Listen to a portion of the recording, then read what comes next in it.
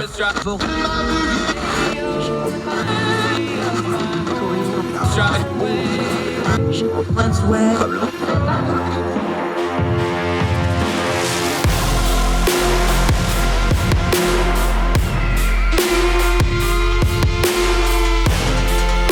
host, Andrew Donaldson. This is Heard Tell.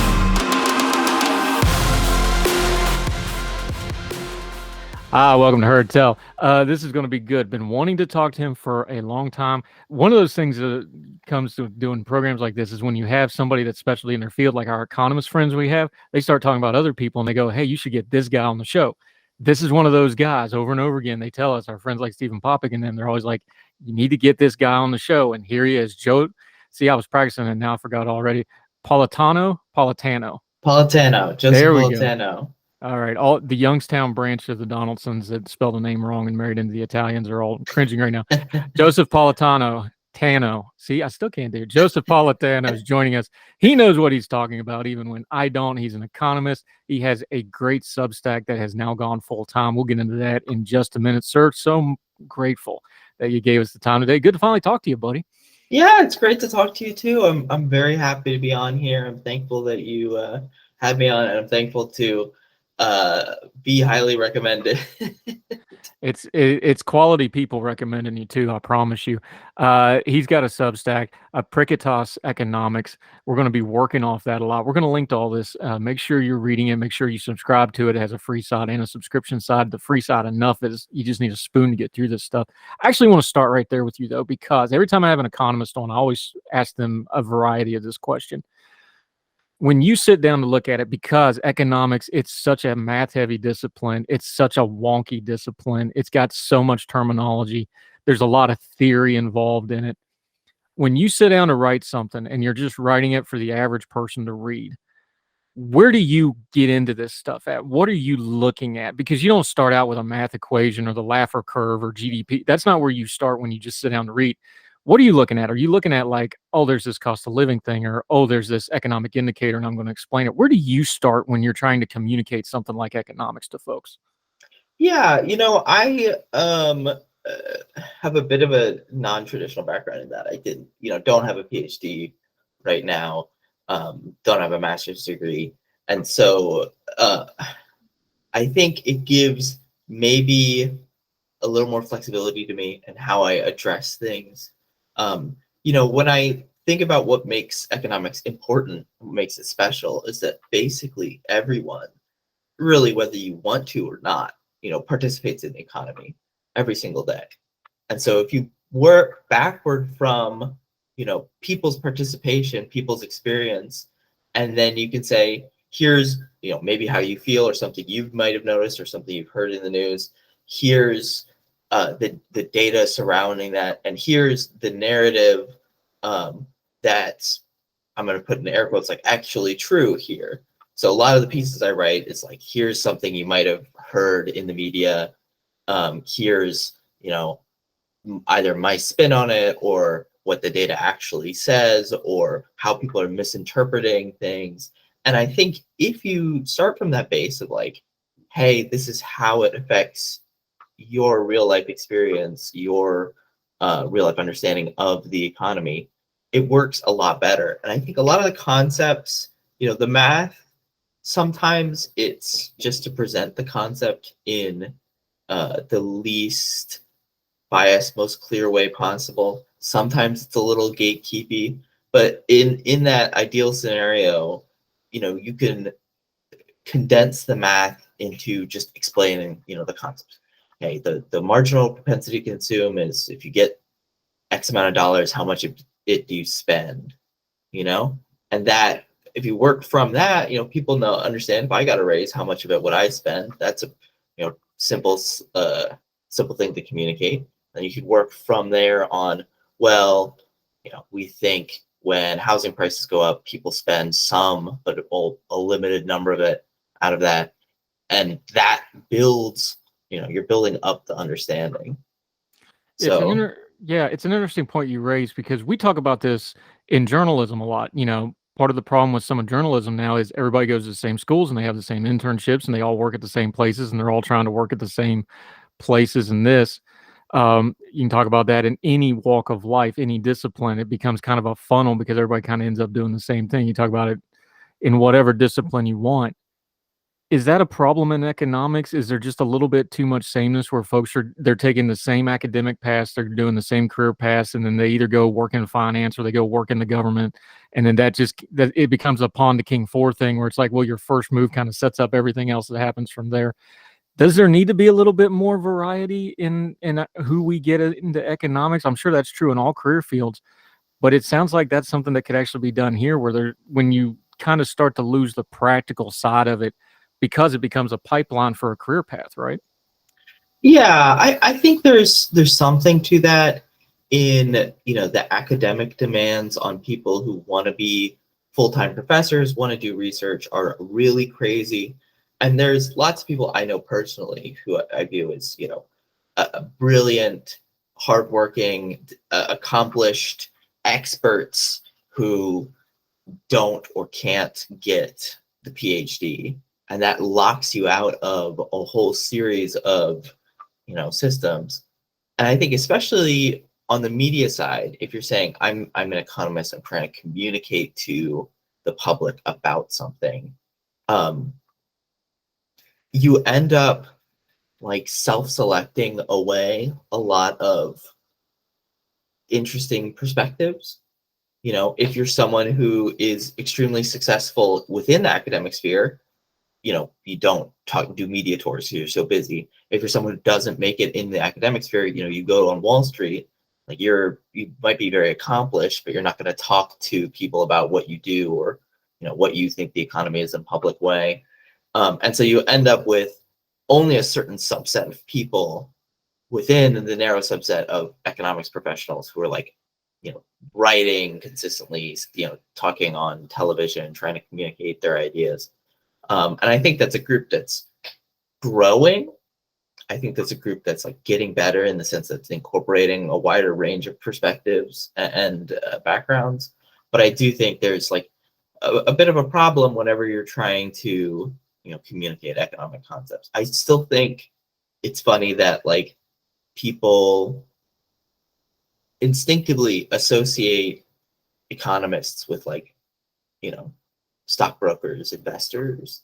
You know, that's their mental model of like, oh, I shouldn't, you know, I wouldn't take advice seriously from somebody who is a stockbroker or you know, works for a major investment bank. I'm not going to take an economist seriously either. And I think that speaks to like, these are the kind of people that are getting self-selected into the media side of economics. This is the outward-facing perspective of people who aren't in the industry, aren't experts, and it's not an accurate portrayal of what, you know, academic econ research is like, what econ writing is like, what people in econ are interested in, or where they come from. You know, so that's a long-winded way to say yes. I think that there is a bias problem in how economics is structured and how it shows itself to the rest of the world. All right, and we're going to do some banging on some of the professional economic folks later on as we talk through some of these issues. But to be fair, what's the economic literacy of the American people right now? We have all this technology. We have the ability to look up anything we want.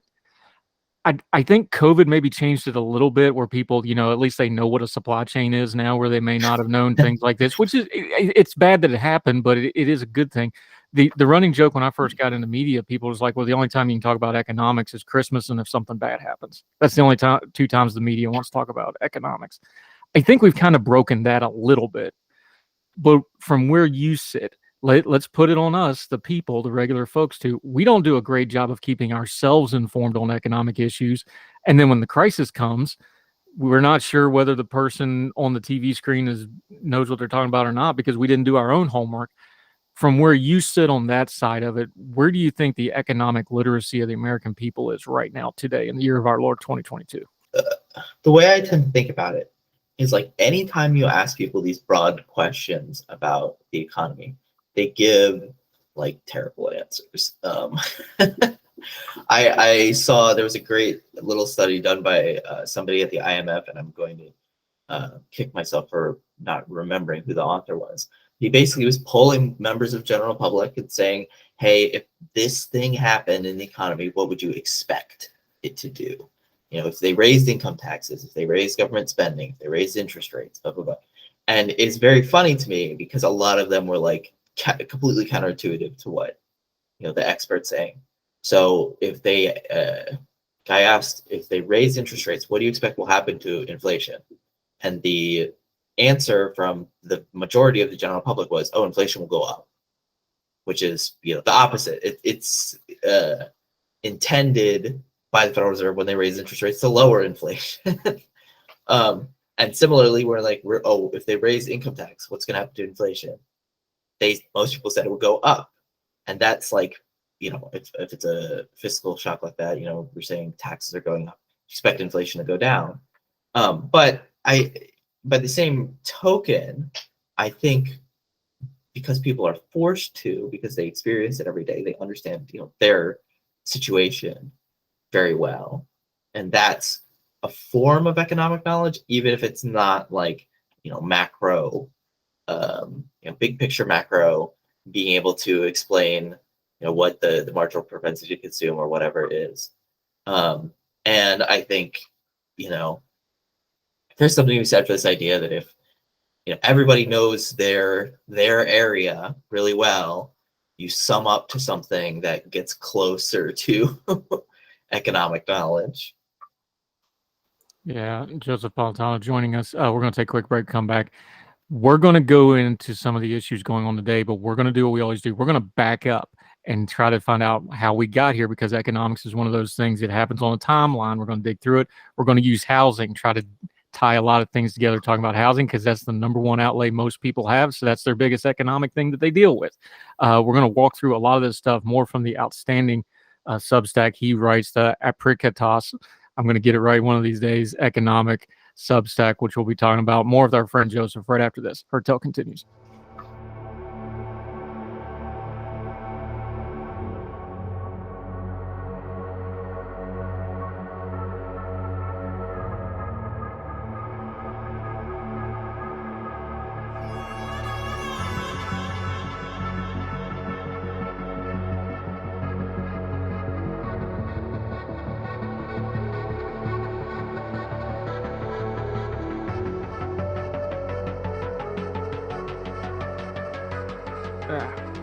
Welcome back to Herd Tell, continuing to talk economics. Our friend Joesph Politano. See, I've been practicing it during the break. Here, one of our core things on our program, and we say it over and over again, it's one of our core values. Things don't happen in a vacuum, they happen in a sequence. So it seems like when we were in COVID, everything is just COVID and pre-COVID. Now it seems like everything economic is like, well, since COVID, but that crushes our perspective down. That doesn't give us the full picture. You did something in your latest Substack letter.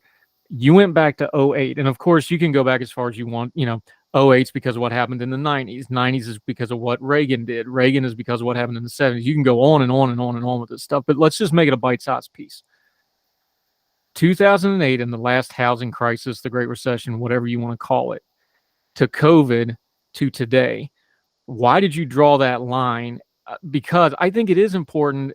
COVID was a unique thing, but it also happened in a sequence of events. And I think going back to 08 gives us a little bit of perspective. Why did you draw that conclusion? Because I think it really works to give us a little perspective here.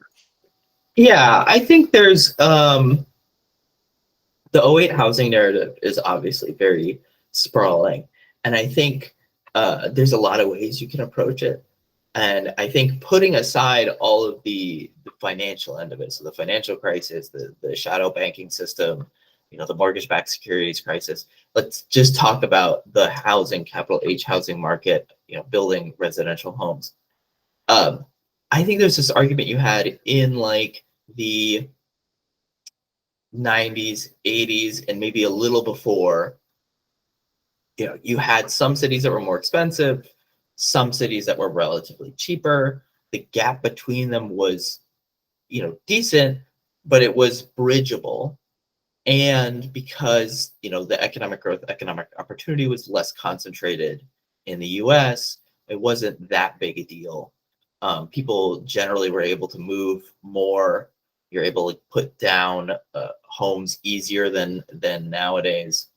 But over time, especially in the late 90s, early 2000s, in the wake of the 2001 recession, you have this concentration of like, okay, New York, Los Angeles, increasingly at that time, San Francisco, and a couple other cities, very, very expensive. But by the opposite token, if you are the kind of person that can move to those cities, can get a very high paying job and can afford it, it's extremely lucrative. If you are the kind of person who can't get that kind of high paying job, it becomes a significant burden to try to live in Los Angeles and New York, in these very expensive cities. So people leave. They move to Phoenix or Vegas or Miami or Atlanta, these places where construction is much easier, prices are cheaper, economic opportunity is maybe a bit worse, wages are maybe a bit worse, but it's not like a disaster. I've been to Phoenix, it's a nice place. The 2005, 2008 period, when interest rates are rising, and then you have the crisis basically choked that end of it off. So you have people in Los Angeles who are moving to Phoenix. That's like the outlet valve for housing demand in Los Angeles. When interest rates start going up, and housing demand started creating, the construction in Phoenix started creating. And then obviously when the recession hit and unemployment spikes, you have for massive foreclosures, demand's just totally collapsed. In the wake of that, we basically never recovered, the housing production that we had, even in, the pre-2008 period, where you weren't building in Los Angeles or San Francisco or New York. You weren't building expensive cities. You're doing like second best construction in Phoenix and Atlanta and Vegas, etc. We didn't even recover that fully. And so you have this national housing shortage that's very acute in these superstar cities in New York and San Francisco, where housing's really expensive because these are the only places that are hogging these like massive economic opportunities. And then the pandemic hits. And the narrative everybody has about the pandemic, initially is about how chaotic it was. I think people forget that like everyone was panicking those first few months. And there's these great stories from like these housing companies where they're like, oh, we're laying off everybody, because they expected another 2008. And then a few months later, what people realize is like, okay, everybody's moved back home. You have this massive negative demand shock. If you were in these really expensive cities, you suddenly went, well, I'm stuck at home in my very tiny New York apartment, and I have to spend 24 hours a day here. I hate it. So you leave and you go to Phoenix or Atlanta, like I was saying, these smaller cities where it's less expensive. Especially in Florida and Texas nowadays. So it's like Houston, Dallas, Austin, Miami, and some of the other areas there. And so you have this really interesting dynamic where, because of the pandemic, you have this construction boom in areas where previously were less desirable comparatively places to live, where people didn't want to move because they were worried about the lack of economic opportunity or whatever. And so the point I was trying to make in the piece that I wrote recently is like, it's a very weird moment because you don't really know what to expect.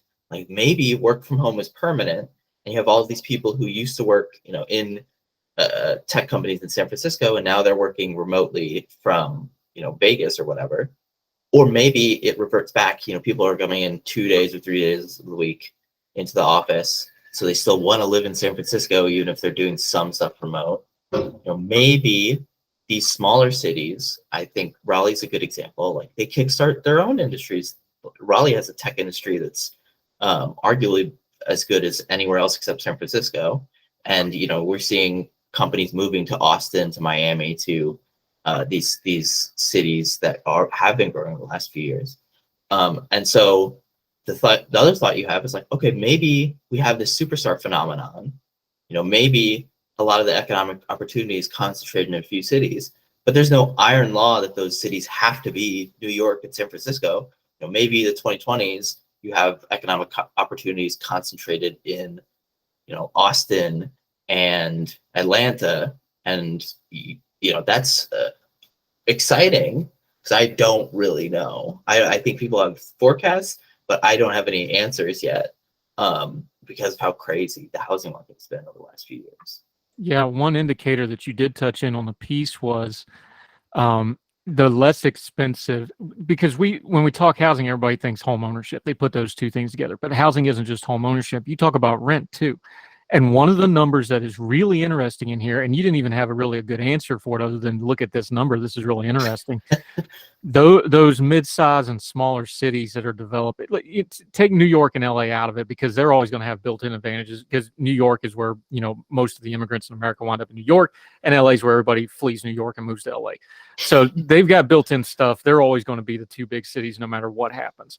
And San Francisco has so much money, it's almost an outlier. You mentioned a place like Seattle. Their tech boom was about 10 years ahead of everybody else's because of Microsoft. What happened there where everybody went rushing in there for the high-paying jobs? There's no housing. Now, you talked about places like Austin, places like Phoenix, places like Atlanta, places like Raleigh. The housing prices are staying pretty good, but what you saw all of a sudden now is the rent has gone off the chart. And the rent in those superstar cities went way down and kind of cratered out a little bit. It's come back up.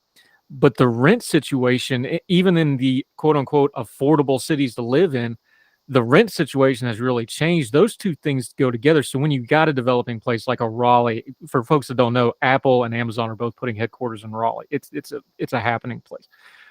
Pittsburgh's becoming tech. The Lehigh Valley, which used to be, that was Bethlehem Steel, that's becoming high tech now. We're seeing a trend now where, these are affordable housing prices, but when those jobs go in, the rent goes way up. That's a housing issue too. Yeah, and I think it speaks to the fact that you have, you don't have one market, even though sometimes people want to imagine it that way in the US. You have like thousands of interconnected local markets.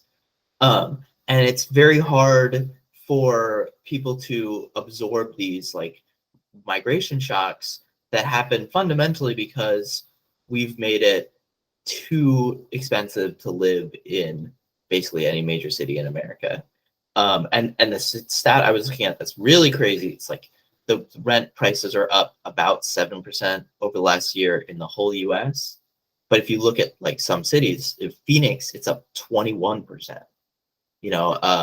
Atlanta, it's up like 15%. Miami, it's up like 17%. That's, crazy.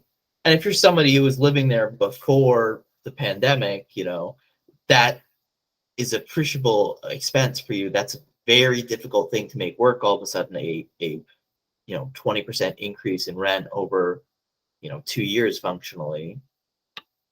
And there are cities that we see, especially the ones in Texas, that responded. They have less rent growth because they built so many homes, and they've built more in response to what's been happening since the start of the pandemic. But there are also a lot of cities that, even though they're small, even though they're affordable, it's not because they were building a ton of housing or because it's easy to build housing there. It was just because of what the job market was like, what the amenities were in that city. So it's very crazy time. Yeah, Joseph Politano, because I keep trying to say Pantone because those are our Italian cousins. I keep conflating in my head. We're going to continue. We're going to use housing to talk through this economic stuff because that's something everybody can relate to. We're going to get into some of these numbers. He's got a shocking statistic on housing building. The state that is permitting more new housing builds, going to surprise you a little bit. Also, continuing to talk about housing in general, the economy in general. We're going to ask him some tough questions and see if he can get them so even I can understand him here in a minute. Joesph Politano. See, I'll keep working on it. Joesph Politano of the wonderful economic blog. We're going to keep talking about it. One more quick break on Heard Tell right after this.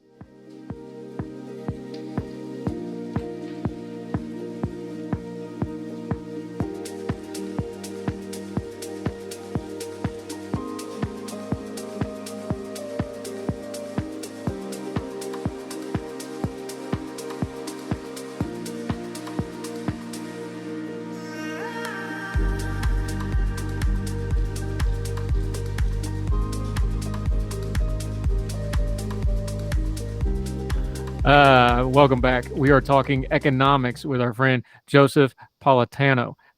We are using housing as a thread through a lot of different stuff here because housing is the most expensive thing for most people. There's a stat that you have in your latest Apricitas blog that, well, it's a Substack. I shouldn't say so. The Apricitas Substack. This blew my mind. Raleigh and the Research Triangle area, talking about North Carolina, we just talked about this. They have Apple's got a headquarters in there. Amazon's got a headquarters in Lenovo, the laptop maker. Their headquarters and one of their manufacturing facilities is there. This is a very up and coming city. North Carolina now permits nearly as many housing units as California.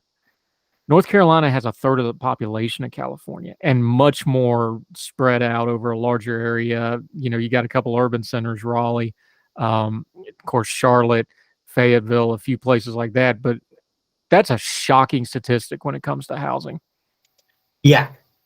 And I think it should speak to how absolutely terrible California's housing shortage is and how little they build compared to basically any other place in America. You know, they have 40 million people and they build like as many as, like you said, North Carolina and South Carolina, about the same number. So we're talking 8,000 permitted units a month versus like a little over 7,000 in North Carolina. Those numbers, you know, bounce around pretty frequently.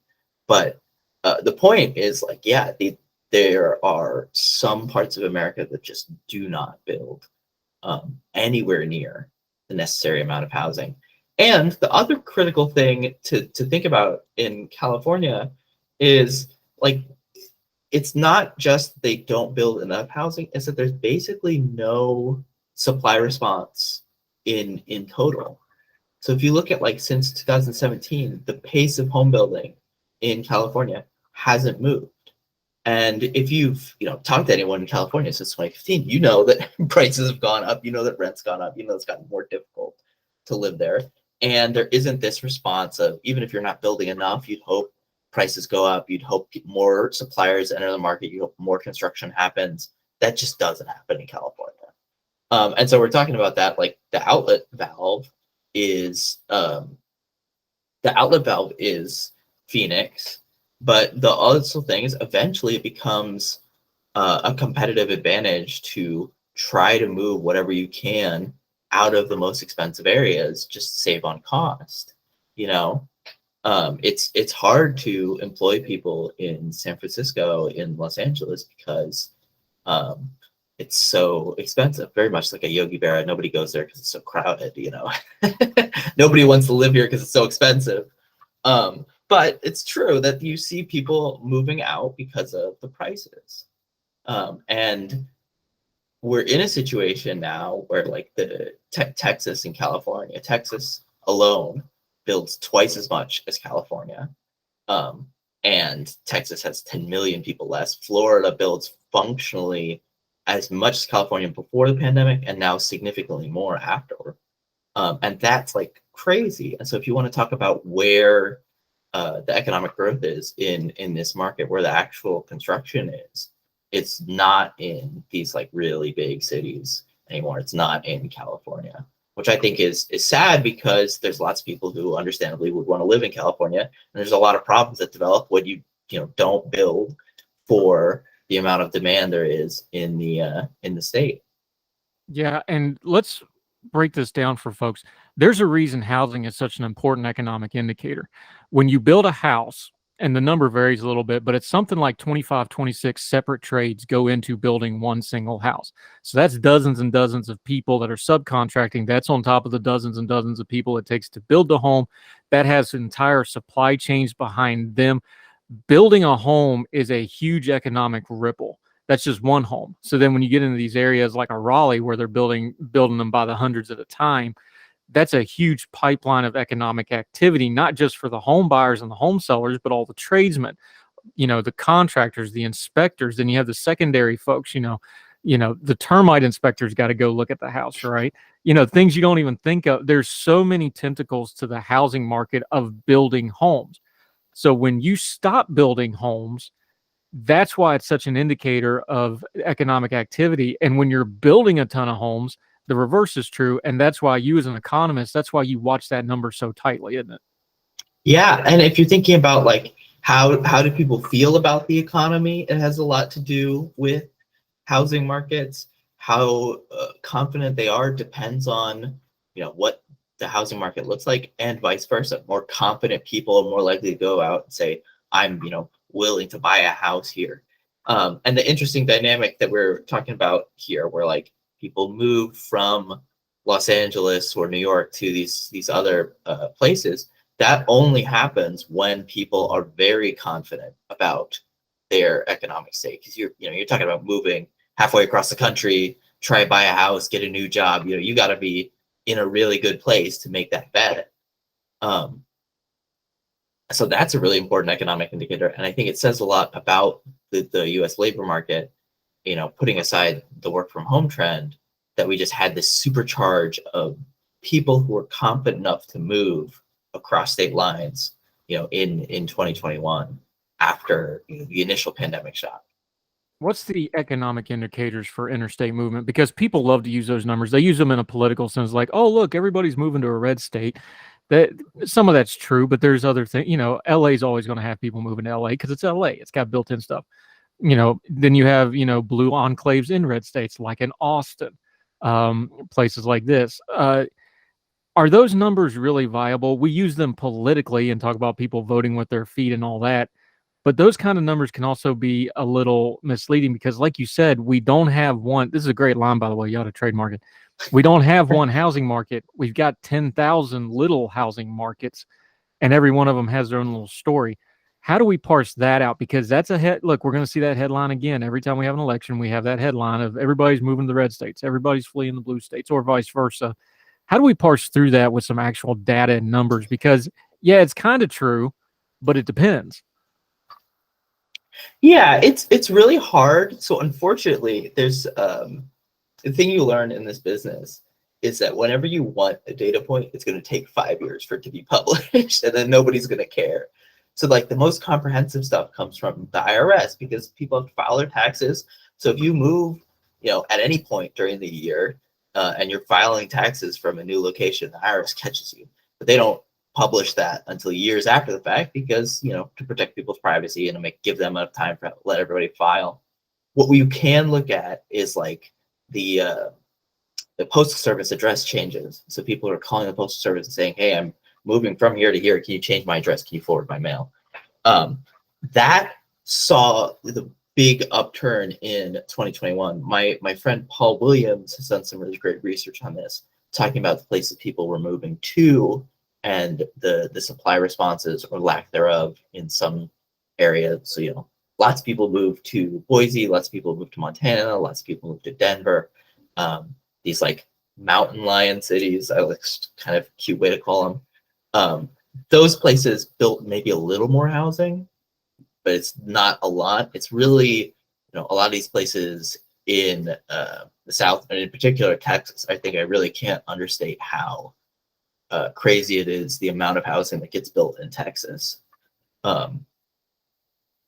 Yeah, I think it's hard to say like what policy is driving this beyond, the housing prices are cheaper. Because if you're looking at it too, it's like people are moving to Texas, but they're mostly moving to Austin, Houston, Dallas, the suburbs thereof. So are these people who are more conservative? Probably not. It's probably more so people who just couldn't afford what they were at before, people who are maybe lower income Californians who are moving out of the state. I think that's less a political statement about California and more of an economic statement about the specific housing policies in California and in Texas. Like I think if you had, maybe Austin is a possible example of this happening in the future. If Austin inherited Los Angeles's housing problems, people would leave it for the same reason. Austin builds a lot more than Los Angeles right now, but it's possible. And I don't think there's anything from the state government in Texas, except for the fact that they're willing to preempt local zoning a lot more than in California. That was a long-winded way of saying this, but when we think about people moving, we think about people like searching for new opportunities. One of the favorite things I read from Professor Leah Bustan in her book about immigration economics is if you look at immigrants to the US, they earn more than Americans over time. And the reason for this is not because they are, innately special or you're self-selecting the best and brightest purely from these countries, but actually because when they get to the US, they go, okay, what's the biggest opportunity place that I can move to? And if you're in America, you're born in America, you have some ties to your local area. Moving is really difficult. I've tried it a few times. It's not fun. People understandably don't want to do it that often. And so if people stop moving, across the country, economists get worried about dynamism. They're saying, okay, well, if people are stuck where they are, that's not good for long run economic growth. That's not good for people's wages. That's not good for ingenuity, investment, and so on. So, the idea that people are moving again is, I think, very important.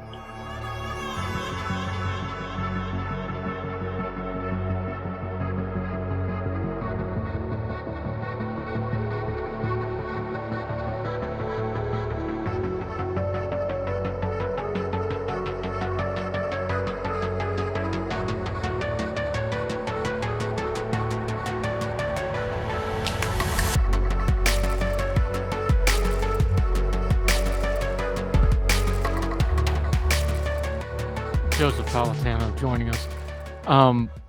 Did we learn anything? Because we're getting away from the pandemic now. Like you just made the crack, and you're only half joking. You're saying like, well, it takes 5 years to get the data point out that you really need. We're not 5 years from COVID yet, but we're far enough from it now that we're seeing what the bounce back's going to be, give or take. The service sector is still weird. We have really weird stuff in the economy. We have, like low unemployment and a labor shortage at the same time, just stuff that on paper shouldn't exist.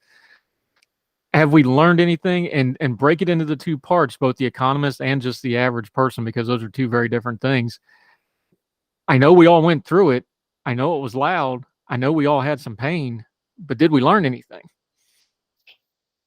I think so. I think, it's hard to write history as it happens. It's hard to forecast. It's especially hard to forecast in the middle of something like this, in the middle of a pandemic. But I do think, I'm hopeful that the institutions are going to come out of this a little stronger than they went in. I think the big lessons, if you were to put like in all capital letters, was that the economy was stronger than people expected in maybe late 2020, early 2021. I think there was a very reasonable fear when the pandemic hit, that we were going to have a repeat of the 2008 crisis, which took like a decade before growth came back.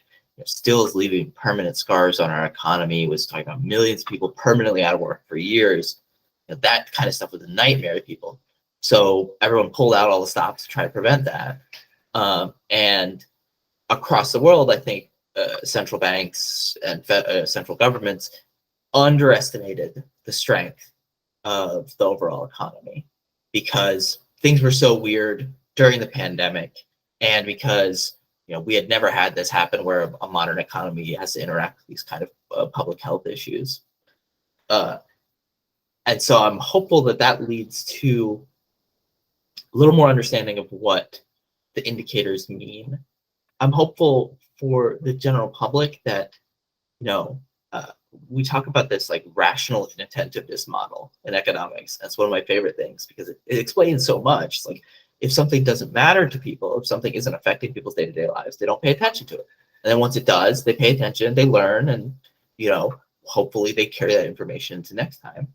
I think you saw it with inflation, where lots of people were not worried about inflation. Now we're very worried about inflation. Hopefully, I think learning more about what it means and what it, how it happens and what can be done to fix it. I hope that people get a greater understanding of the labor market. you made that comment about like, how do we have a labor shortage, and unemployment is so low? It's like, well, there's the two sides to the same coin here. If companies are struggling to find workers, it's because workers' bargaining positions are so high. It's because you have such a strong labor market. I'm hoping people appreciate that a little more, and I'm hoping that people can now recognize what a better future labor market could look like. Throughout the mid 2000s, 2010s, we really had like a very weak labor market in the US. People forget like the 2001 recession and its aftermath was called like the jobless recovery because there weren't that many, the job growth was really weak. And job growth was of course really, really weak in the wake of 2008. And now we're seeing it very strong. So I'm hopeful that policymakers, can see that and learn from it. And the last thing I'll say is like, things were kind of easy before, jokingly, where if you'd come to me in like 2012 and said, Joey, what's the problem in the economy? I would have just told you, there's all these people out of job. There's not enough demand. If you boost demand, you're going to get more people back in work. You're going to get production up. It'll help, and that slack basically meant that whatever you did in the economy, whatever, central governments, federal governments were doing to boost the economy was effective, regardless of whether it was efficient, because there was just so much unused capacity. So many people were out of work. Now we're in a situation where you're like, okay, there's a labor shortage, the answer to that has to be, how do we improve people's productivity? How do we use the resources we have to produce more, to earn more as a country, as a global economy? And that's a much tougher question than just like, how do you boost output? And so I think it's going to be, I'm hopeful that more places are going to have to deal with those like productivity gains rather than just output gains, and that will, embed in them a little more search for productivity, search for efficiency in policy. Joesph Politano joining us. Is part of this though, you just touched on this. Part of that productivity thing is technology has changed. We now have the ability to you could work from home before, but you can really do it now. Like the way we're talking right now, you wouldn't have been able to do this 10 years ago. Working from home, the gig economy, having side hustles on top of your main job has gotten easier for folks to do. Not that the work's easier, but it's just easier to do it and set it up yourself. Is part of the problem here because, God bless them, I'm not even judging them, but we still have, politicians going out on stuff and talking about bringing back the manufacturing jobs, which aren't coming back because we're a service-based economy now, and they're not going to go out and say that. Is part of this that if the politicians are that far behind, our economists may be just a little bit behind on getting new nomenclature and new data sets on the fact that the technology is moving so fast now. We may have to redefine some of those productivity models to fit things like remote work, like side hustles, like the gig economy. I got to imagine for you folks where, you have this discipline, science of economics, there's going to be a pretty long learning curve on how to start factoring those things in a productive and, more importantly, an accurate way, isn't there? Yeah. And I think there's a difficult interaction where like the pace of technology always moves faster than the pace of research, than the pace of government statistics, just by virtue of how they're structured. And so it is really hard to get any kind of gauge on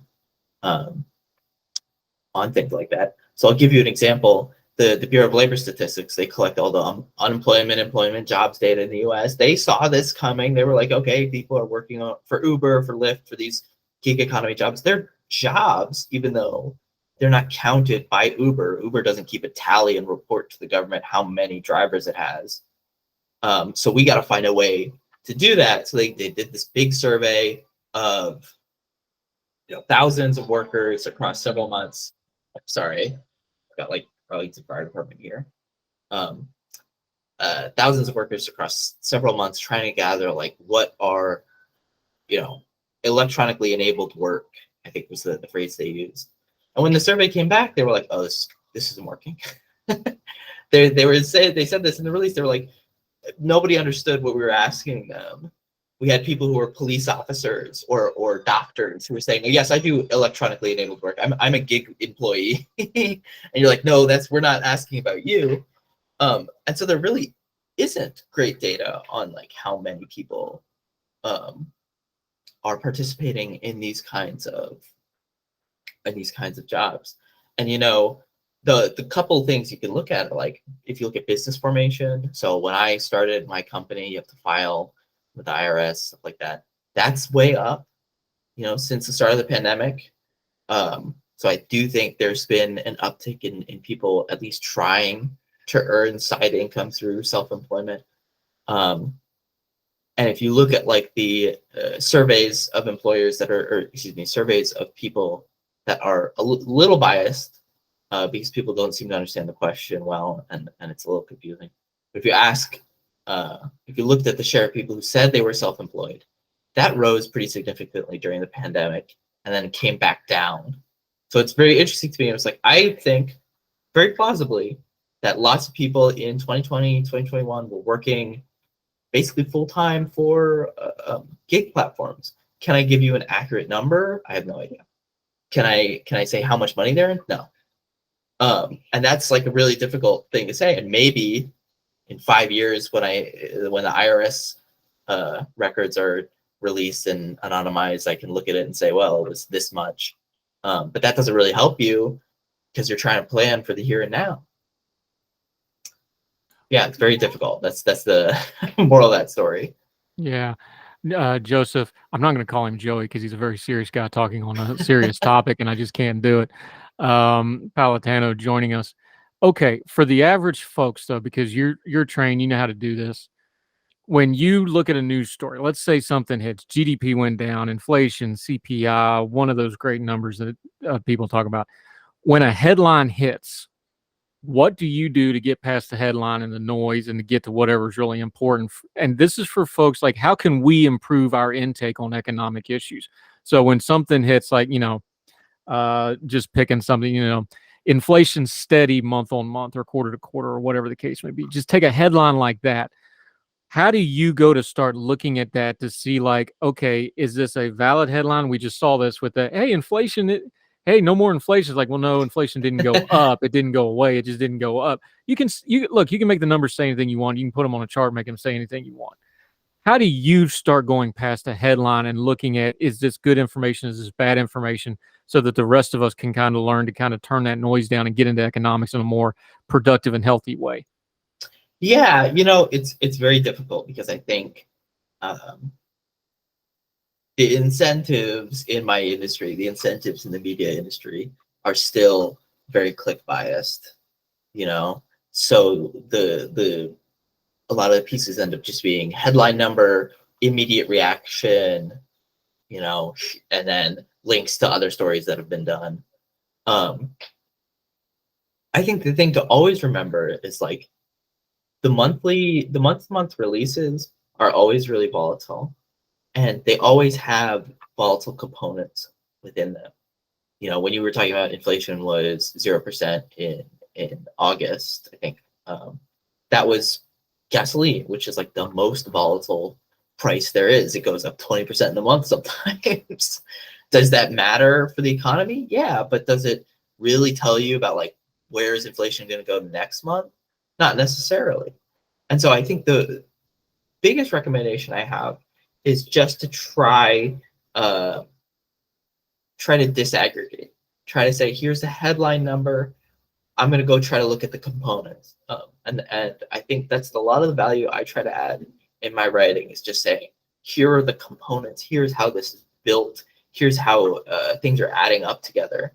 And if you look at that, some trends become like pretty obvious. And so we're talking about inflation. You could just add up the contribution by category. It takes a bit of annoying math, but you could do it. And I think then this very clear narrative emerges where like in 2021, a lot of the inflation was durable goods, cars, furniture, things like that. it was a lot of food, and it was a lot of energy.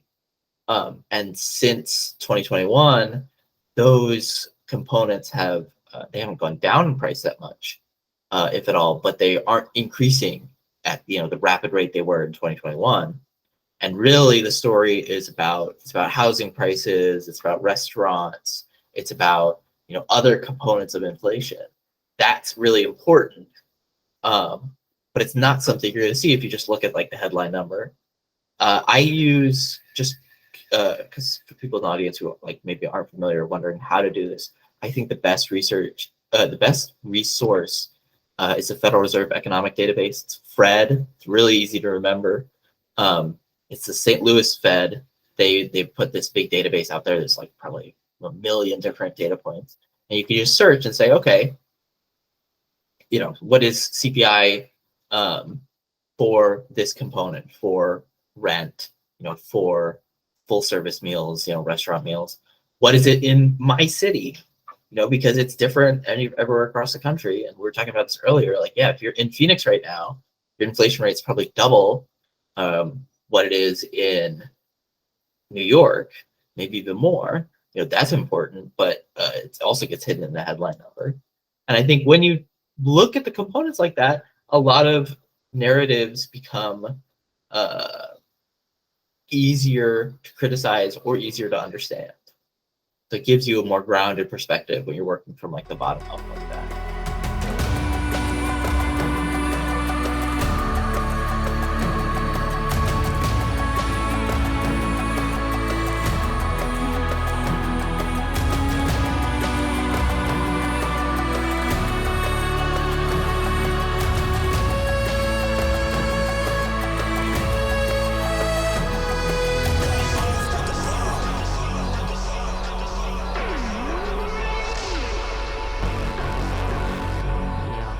Joesph Politano joining us. Let's talk about that bottom up real quick, though.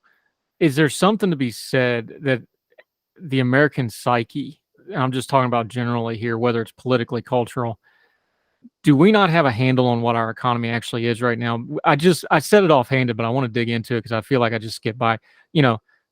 Our Joe Biden does this every third time he talks about the economy. He's still, because he's an old school guy, he still talks about we're going to get these manufacturing jobs back. And no, you're not. And people, when they stop and think about it, understand no, you're not, because it's very different, because they still in their minds may think open heart steel furnaces with thousands of people and don't realize those are dozens of people running computers now. It's a whole different thing. We're not a manufacturing economy anymore. We're a service-based economy. Economically, if you did that as a research paper, that's a vast difference. But psyche-wise, I don't think Americans have changed their mindset to understand that. I think that might be part of the problem with how we discuss these things and our expectations and how we think of this is like, maybe we just don't really understand what our economy really is right now. Is that a fair way to look at it? I think so. I do think people, if you look at it right now, so manufacturing share of employment, it's like 8%. So you're saying less than 1 in 10 workers, which means functionally like 1 in 20 people, because about half of people either too young, too old, or parents that are otherwise out of the workforce. 1 in 20 people work in manufacturing in the U.S. And that number has been trending downwards as a share for decades because of exactly what we said. It's been trending downwards globally, and for some of the same reasons that like in the 1900s, the share of people who were working on farms was trending down globally. I do think there's like a rhetorical ideation for it because it's very concrete, very impressive. I like to think of it as like it's a very physical deliverable here. If you're saying I built a factory or we've opened this new, plant, it's a lot easier to point to than it is to say, hey, this new office building came in or this new tech startup happened, and the tech startup or the office building might be a bigger deal for the actual overall economy. It's just a little less glamorous. I maybe am not as pessimistic as you are here. I think that there genuinely has been maybe starting in 2001, like the 2001, 2008 recessions, especially, were horrible for U.S. manufacturing. In a world in which those were avoided, which, like, yeah, if we could avoid every recession, that'd be great. But those ones were especially bad for manufacturing. In a world where those are avoided, maybe, we're talking a similar share of employment, or maybe even a lower share of employment, but that, like, output is better. That, like, the U.S. maybe didn't lose the semiconductor race to Taiwan. That maybe, a lot of these high-tech manufacturing processes occur domestically, and that's a big value add. But yeah, I think people sometimes have this, like, misunderstanding.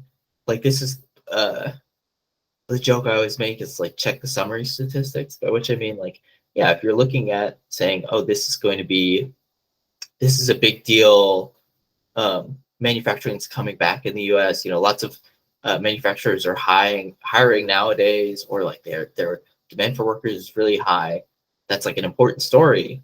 But, like, put in perspective, the amount of jobs that restaurants have lost over the last few years, much higher than the amount of jobs that manufacturing has gained. And now some of those restaurant jobs are, I would actually say most or all of that is people who used to work at restaurants now working in offices or in warehouses, doing higher paying, more productive work. But that doesn't get the same rhetorical treatment as, like, if people were going into manufacturing jobs. So yeah, I think there's a long-winded way of saying I think people are maybe a little psychologically biased there, because of how easy it is, how deliverable. I think that I was doing this big piece on inflation expectations, and one of the things you consistently found was, like, the most concrete present things always have the biggest impact. And it's like, well, yeah, duh. But I think that carries over to a lot of other areas of economics as well. It's like, okay, people base their inflation expectations on what their grocery bill is, even though groceries are like 10% of their total spending. People base their expectations of how the economy is doing based on, how they perceive manufacturing to be doing, even though manufacturing is not a big share of employment. Yeah. Speaking of employment, Joesph Politano joining us. You decided to do something economically, maybe a little risky, but we're going to support you in it. Let folks know what you're doing, because you're doing this full time now. You got to win in business for yourself, as they'd say in the wrestling game. Yeah. Tell us about the Substack. It's great stuff. I'm a subscriber. I encourage everyone to subscribe as well. We're going to link to it. I've used your stuff on the show a couple times. Talk about your process, though, why you did it, why you found this little niche. And again, I'm just being transparent here. Joey, he was recommended to me by people I trust that we have on, and we talk about economics all the time. He didn't just fall out of a tree. So he's respected by the people that is respected. That's as good of an endorsement as I can give you, brother. So now that I set it up for you, tell folks what it is and why you're doing it and what you're hoping to accomplish. Yeah. So, I've had a very crazy journey. It's just a little bit of background on me. Like, before I was doing this, like, before the pandemic, I was working abroad in Uganda. I was trying to do business development work. When the pandemic hit, I got bounced back here. I was working full time in Washington, D.C. And then, because there were so many crazy things going on in the U.S. economy and really in the global economy, I was just like, well, I think people misunderstand this a little bit. I think I should say something, because I think people aren't quite, getting it. I have some value to add here if I were to just write. And eventually, a lot of people will tell you this. Once you start writing, it becomes like a self-fulfilling cycle. People, tune in, they're giving you feedback, you're improving your skills. So over the last year or so, I've been writing very consistently about, everything that's going on in the economy on my newsletter. And a couple months ago, I decided, I was just looking, I was like, there's so much I want to say, and I can't say it all if I'm, doing this halfway, if I'm, like, trying to juggle this in between my quote unquote real job. And so I decided, I was like, okay, I'm gonna be able to write more. I'm gonna do this full time. So it's like a subscription newsletter. It's like you mentioned at the very beginning of the show. I write these free pieces the same way I've been writing free pieces for a year and a half, trying to communicate like what's the most important things going on in the economy. And then I just a little over a week ago kickstarted like the paid side of it. So going more in depth on some of the data that's important for decision makers. And I will say I felt very blessed by the response from people like you, from the readers, from everybody online when I made this leap. I had a number, because anytime you start a business, you got to plan ahead. Like I had a number where I was like, if I hit this number, I'm going to keep at it for a year, because I know I won't run out of money by next spring. And I hit that number, already. So I'm, ecstatic about that. Yeah, and we're happy to have your voice. We always like independent voices and helping the platform. It's good stuff. Support him if you can, but definitely, if nothing else, get that free thing. You're going to have stuff you're going to want to share on your social media. That'll do as much good as those paid subscription in a lot of ways. Get it out there for him. Appreciate your time. Let folks know where they can find you on social media, and let them know where they can find the Substack, my friend. Yeah, so it's Joesph Politano. So it's just on Twitter, which is the social media, of course, I use the most. It's just at Joesph Politano, Politano. And then the newsletter is apricitas.io, and that's spelled with a C. So it's apricitas.io. If you just look up Joesph Politano newsletter, it'll also come up. The unpronounceability of the name is a core part of the brand, but it does make things a little bit difficult. Yeah, it's funny. I joke with people when we're working with the young folks that we mentor. I tell them all the time, like, the really funny thing is you spend all this time on branding, and actually, if they just Google my name, it brings everything up faster than the branding. It's just one of them things.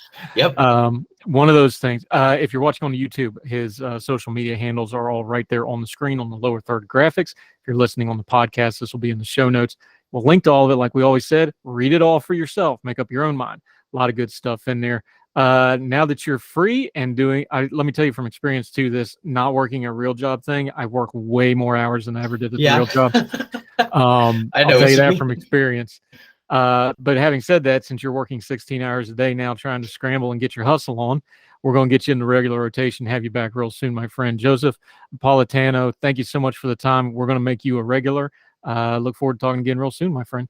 Thank you. It was a pleasure to be on. Yes, sir. Thank you.